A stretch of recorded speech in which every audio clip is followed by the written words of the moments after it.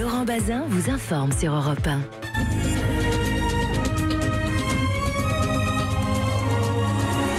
Alors c'était un 13h un peu spécial aujourd'hui sur TF1 puisqu'il se déroulait dans une classe d'école de l'Orne avec un président et Jean-Pierre Pernaut, ça c'était le point fixe si j'ose dire, le présentateur iconique de TF1. Voilà le casting et le décor de l'entretien accordé donc par Emmanuel Macron ce midi. Exercice réussi ou pas, c'est la question que je vous pose ce soir et on va en parler bien évidemment. 39-21 pour participer à notre discussion. On en parle avec Cécile Amar de l'Obs, bonsoir. Bonsoir. Et Ludovic Vigogne de l'Opinion. Bonsoir Laurent. Un mot du décor d'abord, tous les deux si vous le voulez bien. Ça compte un décor évidemment à la télévision. Est-ce que c'était une bonne idée d'aller parler de Syrie, de SNCF, d'hôpital, de retraite dans une salle de classe? Moi j'ai trouvé que sur la Syrie ça faisait très très très étrange. J'ai trouvé que, comme disent les ados, il se trouve que j'ai des ados, menacer Bachar el-Assad dans une classe de CE2, tout de suite Poutine il va flipper. J'ai trouvé qu'il y avait un décalage sur ça. Après sur le reste, on comprend, ça fait des belles images, mais j'ai trouvé que la Syrie, plus c'est les premières minutes, voilà, ça s'est vraiment décalé. Moi j'ai trouvé ça plutôt réussi. Bien sûr c'était de la mise en scène, mais c'était assez moderne, c'était assez léché, et puis ça voulait dire ce que ça voulait dire. Voilà, il voulait parler à la France des territoires, à la France profonde. Le lieu y correspondait, et en même temps il y avait un mélange de modernité, parce que cette classe elle était très moderne. On nous a répété plusieurs fois qu'elle était technologiquement très avancée, donc je trouvais ça plutôt réussi. Le président en tout cas avait travaillé ses punchlines comme disent les communicants, parfois même les journalistes. Voici donc quelques phrases choc en français sélectionnées par Thierry Dagiral. Je veux une société juste. J'ai jamais pris un retraité pour un portefeuille. Il n'y aura pas d'examen en chocolat dans la République. Le cœur de la bataille pour moi, c'est le travail. Il ne faut pas raconter non plus des carabistouilles à nos concitoyens. Hein. Alors la carabistouille, on y avait déjà eu droit, je pense, pendant la campagne. Hein. Exercice réussi ou pas en termes de communication, puisqu'il s'agissait de passer un message, et d'ailleurs lequel ? Moi j'ai trouvé ça plutôt réussi. Alors il ne faut pas oublier quel était le format. Hein. Quand on a su que Emmanuel Macron voulait s'exprimer au 13h de Jean-Pierre Pernaut, on a tout de suite compris, si on va chez Pernaut, c'est qu'on veut parler aux campagnes, qu'on veut parler aux retraités. Donc Emmanuel Macron, il avait deux objectifs, c'était se décoller l'étiquette de président des riches et l'étiquette de président des métropoles. Donc c'est d'abord ces messages-là qu'il a voulu faire passer. C'est d'abord, voilà, c'est d'abord être président des champs. Exactement. C'est d'abord sur les questions de pouvoir d'achat, le 80 km/h, etc. qu'il a voulu faire passer des messages. Il a été plutôt pédago. Il a parlé d'un ton assez posé, il s'est montré très souriant, il a voulu montrer qu'il n'était pas coupé des réalités. Moi ce qui m'a frappé, c'est que par exemple il a dit à 2 ou 3 reprises qu'il lisait le courrier qui lui était envoyé à l'Élysée. Donc c'est vrai. Oui, je pense que c'est vrai. Enfin, en tout cas, je ne sais pas si c'est vrai. C'est une question que je vous pose parce que pour ça peut être vrai. Je ne le connais pas personnellement, donc je ne vais pas poser la question. Ouais. Et puis, ce qui m'a aussi marqué, c'est quand il s'est adressé aux retraités, il les a remerciés à 5 ou 6 reprises. Donc voilà, il y avait un exercice de modestie, de fermeté, puisqu'il n'a rien concédé, mais aussi de modestie, d'humilité. Président modeste, Cécile Amar ? En tout cas, il vient là dans une figure qui est extrêmement classique en politique, c'est-à-dire un président de la République ou un élu qui commence à décevoir les gens.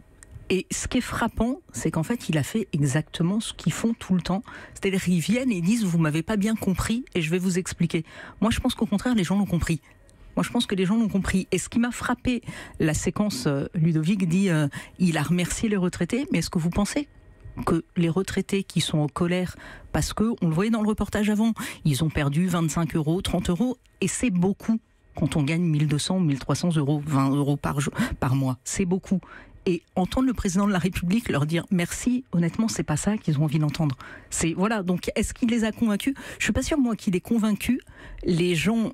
Les retraités, les ruraux, c'est la même chose. Le reportage sur le petit village rural où les gens disent on est délaissés, personne parle de nous, et où il répond mais si on fait même plus, on met même plus de gens dans les classes en zone rurale. Voilà, on voit bien ce qu'il a cherché à faire. On voit bien pourquoi il va chez Pernaut pour leur parler, parce que c'est à ce public-là qu'il a en face de lui. Est-ce qu'il les a convaincus ? J'en suis pas sûre, moi. On va poser la question à Françoise qui nous appelle depuis Auxerre. Bonsoir Françoise, vous êtes retraitée, vous l'avez écrit sur la petite fiche. Donc je me permets de l'éducation nationale. Monsieur Bazin. Vous allez bien ? Bonsoir Monsieur Bazin. Comment avez-vous trouvé le président ? Pas bien. Pas bien. Pas bien du tout, je suis très très en colère. Je pense que Monsieur le Président nous prend pour des idiots, nous les retraités, de l'éducation nationale.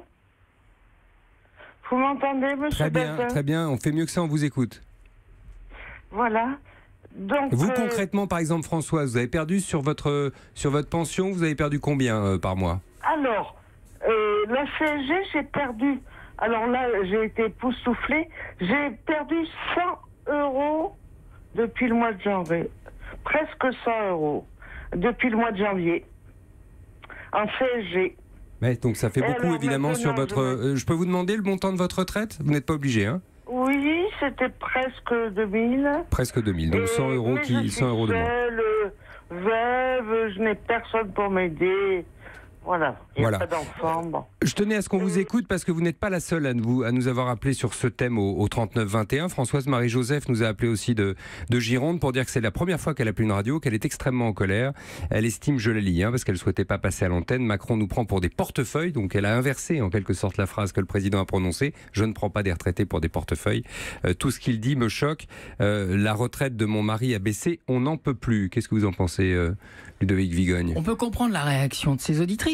Emmanuel Macron n'a pas fait de geste, il a juste fait de la pédagogie. Il a rappelé pourquoi il avait pris ses décisions, il a essayé de le faire de la manière la plus didactique possible. Il n'est pas venu dire je change, c'est ça qu'il faut comprendre. Il est venu dire je fais. Je maintiens. Et voilà ce que je fais. D'ailleurs, il en fait un argument. Voilà, il fait je fais ce que je dis, je fais ce que j'ai dit pendant la campagne, et puis je maintiens ce que j'ai décidé.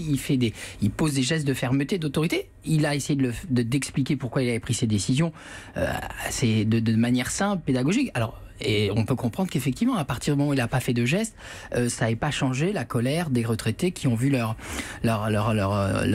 retraite diminuer à cause de l'augmentation de la CSG. De la CSG. Ce qui est très intéressant dans ce que vous disiez tout à l'heure, en particulier Cécile Amar, c'est vous dites il est dans l'exercice classique du président qui, au bout d'un an de mandat, doit venir s'expliquer.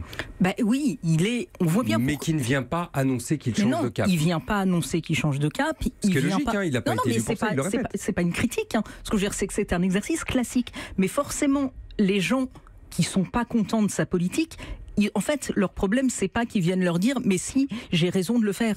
Eux, ils ont envie de l'entendre dire « je me suis trompé, je vais changer ». Donc forcément, il y a un problème entre des gens pas contents pour des gestes et quelqu'un qui leur dit « voilà pourquoi je l'ai fait ». Il va même plus loin, moi je trouve, il va même plus loin. C'est-à-dire que, alors que dans la majorité, certains réclament des gestes sociaux, des mesures sociales, lui il assume complètement le fait que la justice, c'est pas maintenant.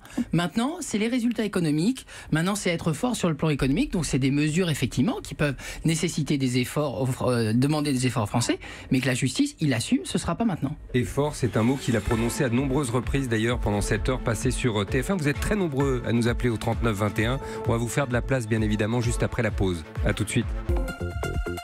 Europe Soir, Laurent Bazin sur Europe 1. Emmanuel Macron vous a-t-il convaincu ? On en parle avec vous ce soir au 39-21 en compagnie de Cécile Amar de l'Obs et de Ludovic Vigogne de l'Opinion. Avis contrasté, pour l'instant assez négatif de ce qu'on a entendu de Françoise par exemple, qui était retraitée de l'Éducation nationale, qui nous appelait avant la pause. C'est votre cas aussi, je parle de négatif là sur la prestation du président Macron. Vous nous appelez Abdel de Waterloo dans le Nord. Oui, bonjour Monsieur Bazin. Bonjour à vous. C'est la manière pour vous qui n'y était pas, hein ? C'est la manière, et je dirais que quelque part c'est une accumulation de déceptions. Et surtout, vous savez, quand on a le sentiment qu'on est pris pour des imbéciles et des idiots, parce que quand on nous dit pédagogie, on a beau utiliser toute la pédagogie du monde, quand on vous enlève de la CSG, eh bien, en fin de mois, ça fait de la CSG en moins. Bon. Je ne dis pas qu'il faut pas de solidarité, ça je veux bien l'entendre. Mais la solidarité, elle doit aller dans les deux sens, elle doit se faire de manière honnête. Or aujourd'hui, c'est fait de manière malhonnête et maladroite. Malhonnête pourquoi ? Parce que avant les élections, qu'est-ce qu'il nous avait raconté ce cher monsieur Macron ? C'est que c'était au-dessus de 1 600 € par mois qu'on allait taxer la CSG. Ça c'est la première chose. Sur les retraites. Hein. Bon. Pour les retraites, oui. Et ensuite, ces amateurs, parce que moi je dis quand on reconnaît, quand on fait une erreur, mais on a au moins l'honneur de le reconnaître, mais ils l'ont reconnu, Ils ont reconnu qu'il y avait des Français qui étaient taxés de la CSG de manière injuste. Et ben, ils se sont dit, bon, on s'est trompé sur quelques dizaines de milliers de retraités, mais on va rétablir la situation. Ben, quand on fait une erreur, on la rétablit tout de suite. Et on n'attend pas 2019 pour le faire. Ça, c'est déjà un point. Et moi, je dirais... D'un mot, allez-y. Excusez-moi. Allez-y, d'un mot. C'est juste parce qu'il y a beaucoup de monde derrière vous, c'est pour ça. Oui. Quand il nous dit solidarité, solidarité, solidarité, moi je dis, je suis désolé, il a raté son entrée de mandat. Il est maintenant, et c'est calqué comme Hollande qui promettait la version de la Cour. Lui, il dit qu'il n'est pas le président des riches, mais je suis désolé que les mesures qu'il a prises, il est le président des riches, et on en est convaincu. Merci beaucoup Abdel de votre témoignage au 39-21. Anthony, surpris, a trouvé au contraire son discours clair et parlant. Il s'est mis à la hauteur des Français, dit Anthony, qui nous appelle de Bretagne. Il a été franc avec les cheminots et les étudiants. Je suis plutôt satisfait. On va entendre Marie-Laure dans une seconde, parce que Marie-Laure, elle aussi, est plutôt satisfaite, même si, voilà, le compte n'y est pas tout à fait, mais je voulais vous faire réagir tous les deux au témoignage d'Abdel qu'on vient d'entendre. Là encore, il y a une plaie qui n'a pas été traitée, ou qui a été traitée, mais qui n'est pas soignée. Non, c'est normal, il n'a pas fait de geste, donc c'est normal que ceux qui étaient insatisfaits avant le demeurent après. Alors je le renverse. Est-ce que le fait de ne pas faire de geste et de tenir bon peut lui apporter du crédit supplémentaire ? Je suis pas sûr, parce que on est vraiment là sur un point très sensible. Il y a une vraie colère des retraités qui s'estiment vraiment qui votent le plus aux élections, on l'appelle. Voilà. Après, ce qui est très intéressant sur le plan politique, c'est qu'il assume vraiment son positionnement de centre droit. Moi, je trouve que vraiment sur le plan économique, sur le plan régalien, c'est vraiment un président de centre droit, et que ça s'est vu pendant l'1h15 face à Jean-Pierre Pernaut sur tous les sujets. Ouais. Bonsoir Marie-Laure. Vous nous appelez de l'Hérault. Alors, président de centre droit, vous avez voté pour lui, vous aviez toujours voté à gauche, et pour vous, vous nous disiez tout à l'heure au Standard, la gauche moderne, c'était lui. Est-ce que le compte y est ?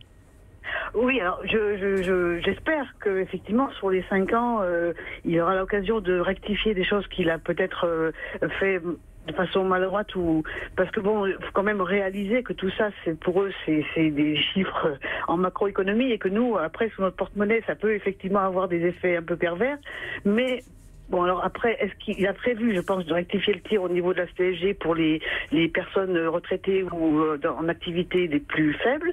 Je ne sais pas. Alors, 2019, je ne connaissais pas l'information, mais bon, effectivement, c'est un effort qu'on peut tous faire si on va dans le bon sens.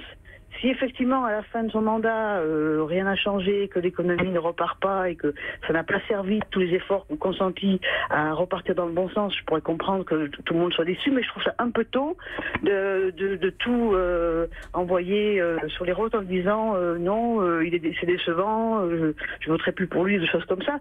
Pour moi... Vous regrettez pas votre vote, Marie-Laure, pour parler clair? Non, pour le moment, non, mais bon, c'est sûr que... Pour le moment, non, je considère que la tâche est très très dure, et je préfère ceux qui agissent, même s'ils font des erreurs, que ceux qui critiquent sans arrêt et qui font rêver les gens en proposant des choses qui sont infaisables. C'est dit clairement. Pour moi, restez avec nous. C'est la réalité, oui. C'est la réalité, disiez-vous. Oui, on comprend bien votre point là-dessus. Ce que dit Marie-Laure est très intéressant. Elle dit, pour l'instant, ça va.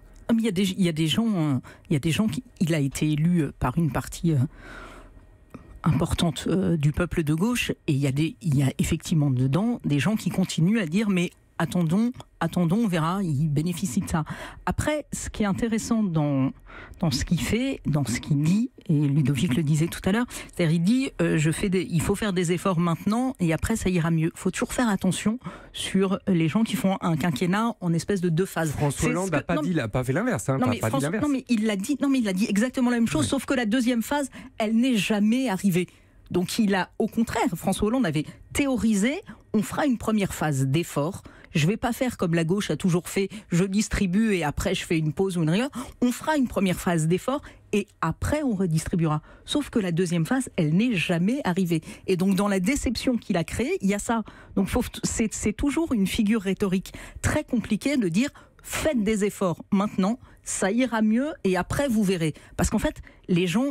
Son vrai risque est là, c'est ça que vous êtes en train de m'expliquer l'un et l'autre en vérité. C'est-à-dire il faudra qu'à un moment, les comptes repasse dans le vert et qu'il puisse redistribuer. Oui, il faudra qu'il y ait des preuves que les efforts qui sont faits apportent leurs fruits, et il faudra même, au-delà de ça, qu'il est un président qui réforme vraiment en profondeur le pays, comme il l'a promis, et comme beaucoup de Français ont eu le sentiment que lui, de cette génération-là, avec cette nouvelle méthode-là, avec ces gens-là, pourrait le faire.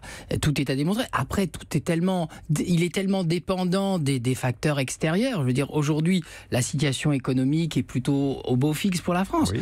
Qu'en sera-t-il dans 1 an et demi, dans 2 ans ? Bon, alors là, si ça se gâte, la redistribution, elle sera largement remise en cause. Mais son intention est là, en tout cas. Ils en témoignent. Il dit aux gens, faites des efforts pour le pays, et voilà, et faites-moi confiance, vous verrez. Quand on dit ça, faut qu'ils voient les gens après. Cécile Amar-Deloff, merci. Ludovic Vigogne de l'Opinion, merci à tous les deux d'avoir participé à ce décryptage. Merci à Anthony, Françoise, Marie-Joseph, Abdel et Marie-Laure qui nous appelaient de Guimillot, d'Auxerre, d'un petit village de Gironde, de Wattrelos et de Saint-Hilaire dans l'Hérault. Europe.